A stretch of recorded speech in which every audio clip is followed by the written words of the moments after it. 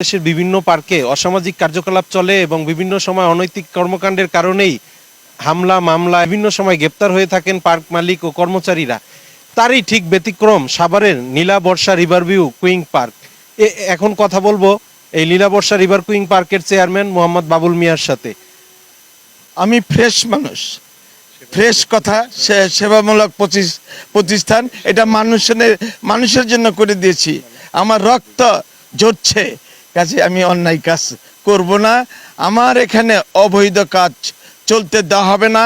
আমি মদ, গ্যাঞ্জা, heroine, Phensedyl এগুলি না খারিজ, এগুলি আমার পছন্দ করি না।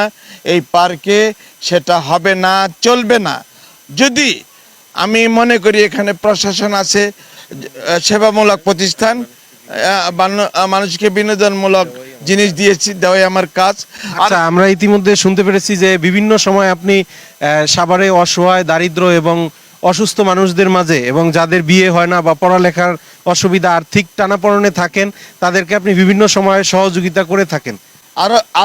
আরো কথা বলতে হয়, আমার পূর্বপুরুষ যেমন আমি বাবুল মিয়া, যখন দেখি আমি মানুষ মেডিকেলে সমস্যা হচ্ছে, টাকার জন্য চিকিৎসা করতে পারতেছে, তখন আমি ওই প্রতিষ্ঠানের মালিকদেরকে বলি, অসহায় মানুষটি যদি কোনো চিকিৎসার জন্য আপনার টাকা লাগে, আমার পকেট থেকে আমি দেয়া যাই।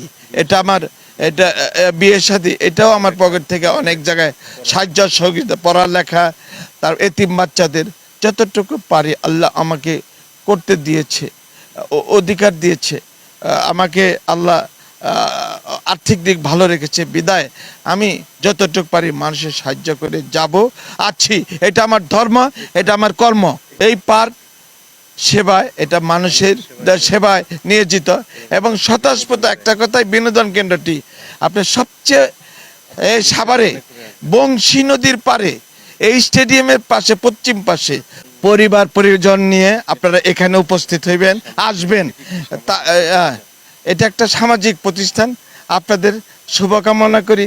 আপনারা এখানে, যেহেতু আপনাদের কাছে অনুরোধ করতেছি, আপনারা আসেন, ঘুরেন, দেখবেন, তাহলে আমি মনে করব যে আমার এই আশাটা পূরণ হয়েছে। দর্শক, আপনারা শুনতে পেরেছেন, ইতিমধ্যে বাবুল মিয়ার সাথে কথা বলেছি। এটি একটি fresh Nilaborsha river cooing park. এখানে কোনো অসামাজিক কার্যকলাপ চলে না, আর আপনারা চাইলে এখানে পরিবার পরিজন নিয়ে আসতে পারেন।